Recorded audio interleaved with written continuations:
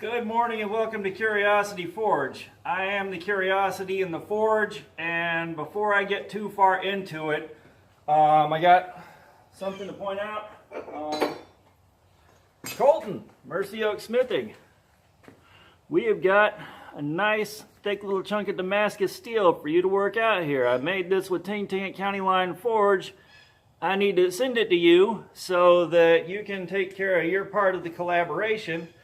I feel like this will spread out into a pretty nice little hunter or a skinner or maybe a small clip point, but I need an address. So if you would email me, brother, let me know where I can send this so that you can do your part on it when you have the time. The Etsy shop for the resin stuff is up and running, and I'm going to put a link to that down in the comments. And right now the resin is keeping me busy when I can't be in the shop, and it's also hopefully going to be a decent side hustle. What I've got in there now, I have got light up figurines like white or pearl colored skulls that they light up and they glow like red, and then they'll glow in the dark a different color. I made some owls that also, they're white and they light up red, light orange, or blue, and they glow in the dark blue. I'm really proud of those because I had to sit there and figure out how to get the light up base to work out the way I wanted to. I should have in the near future, if everything works out, some figurines that strobe between red, green, and blue when they're lit up. I'm really happy about that. I've also got a whole bunch of different varieties of earrings, so if you know anybody that likes, super bright colored poppy earrings, stuff like that, go ahead and order some for them, or at least check them out and share the information with people who might be interested. It'd greatly help. And with that, two things. With future giveaways, I am going to limit myself to already existing products because, David Britton had to wait I think either 4 or 6 weeks to get his winnings. And for me, that's just way too long. I know other guys take their time because they're busy. I don't like it. And odds are there's going to be a lot more giveaways with the resin stuff because they're smaller, they're faster, they're available, and I can get those out the door. And if the resin shop actually does some good business, then I can do a lot more giveaways and pull a lot more traction and hook some people up. So that's what I've got on all that. Please check out the Etsy shop. If for some reason I don't get the link in the comments, it's etsy.com/shop/thecuriosityforge, all one word. That'll get you where you want to go. The gummy bear earrings are either $8 or $10 a pop. Well, all the earrings are $8 or $10 a pop. The glow-in-the-dark ones are a hair more expensive just because the pigment for that is a lot more expensive, like exponentially, and you get far smaller quantities for the amount of money you spend on it. But with that, I'm going to go back to working on this billet cable Damascus I started. What I want to do is spread this out, get it flat, and then cut it and stack it between layers of 15 and 20 with this giant bandsaw blade. And I don't know what to call it, but we're going to see, number one, if I can stick the weld, and B, because I can't say number two with a straight face, whether or not that's going to look interesting when it etches out. I don't know how much of that I get done on this video, but I'm also going to test drive the, if y'all didn't see it, the County Line Forge hammer. I did the striking on this with the sledgehammer, and Ting Ting took care of the rest with the hydraulic press, and he was kind enough to take care of grinding the face for me and putting the handle on. And he even charted it because I said, do what you do. I'm not going to tell you how to do the thing you do best. So I've been waiting to play with this, and again, I haven't been in the shop in a while because my back has been super messed up since I got home from North Carolina. This last Tuesday I went and at Pain Management they did a procedure where they went in with a needle, and I guess it had an electrode in it, and they burned off nerve endings in the lower left part of my back where the absolute worst damage was, and I haven't felt the thing out of there since, except there's I can feel that there is a knot there, but there's zero pain. There's a little bit of pressure where it feels different than the other side of my back. That's all. I can live with that. I'm super excited about that, and I've already told them to go ahead and schedule all the imaging and all the procedures we can get done before the next insurance year, because my deductible's maxed out. It's $0 from here until the end of the financial year for that. And yeah, I got to show that off. Unfortunately, it's not at a good angle to get it incidentally, but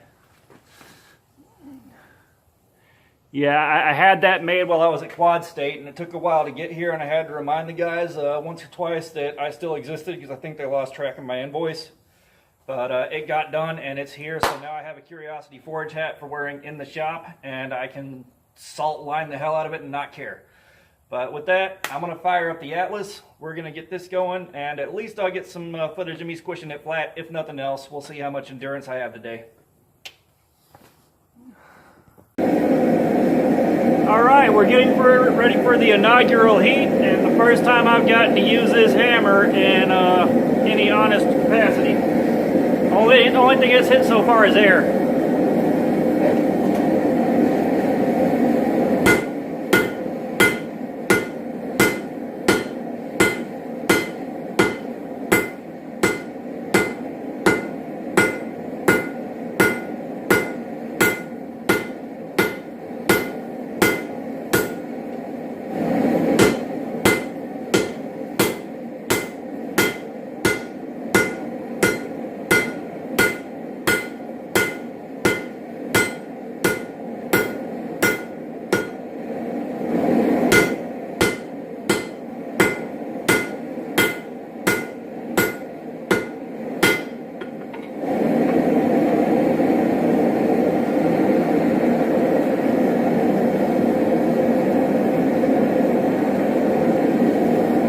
That bad boy will move some steel. I am loving that. I will say it's a bit on the heavy side, but that's my fault because I picked the billet out. But it's not too heavy that I can't adjust to it. It's just heavy right now because I'm tired, and it's been a long couple weeks. So, we'll come back in the next heat.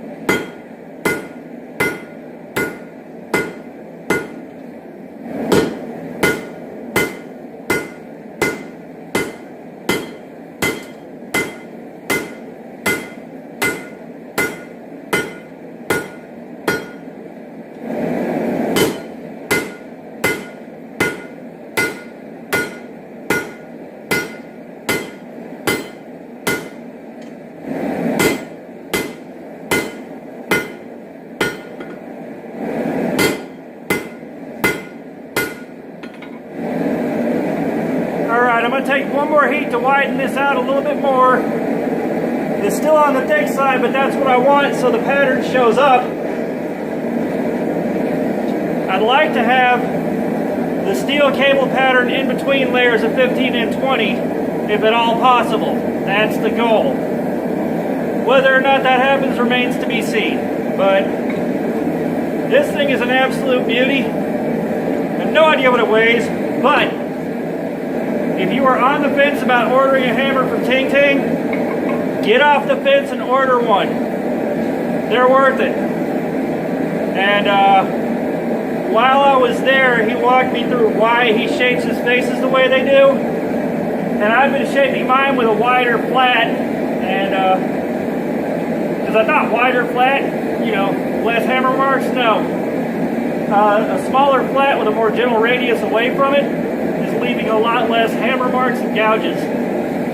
So I'm probably going to go through and at least reface the primary workhorses in my group and see how those go, and take it from there. And actually, I'm going to take the straight feed on this and draw this out a little bit because I haven't used that side yet.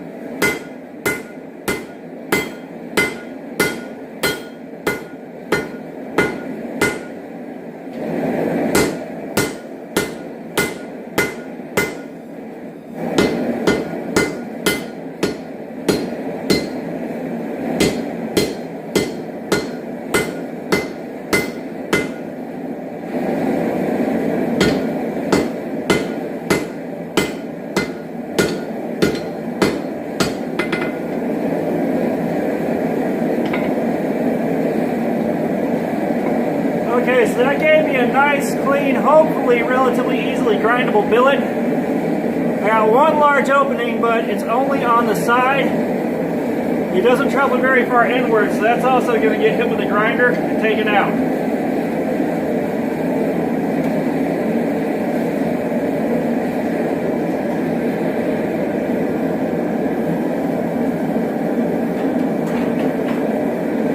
Something else I'm going to do is take this planishing hammer, and if I can find it, the planishing hammer James Duncan over at Sprinkled Donut Forge sent me, and play with those and see if I can't reduce the amount of abrasive material I lose in the process of grinding these bad boys down.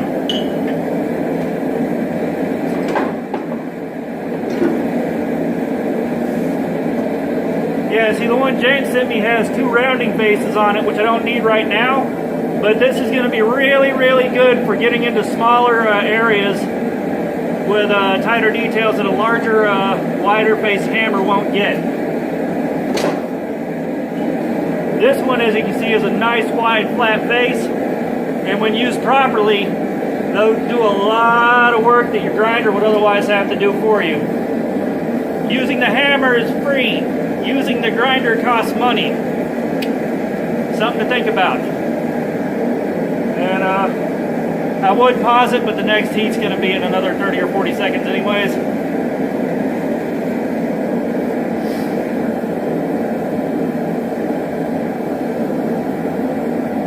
And yeah, this little skull and crossbones right here. Neodymium magnets. This is one of the things that I make out of resin. And this guy glows in the dark really, really, really bright. Not a lot of help here, but I like having a skull and crossbones on my anvil.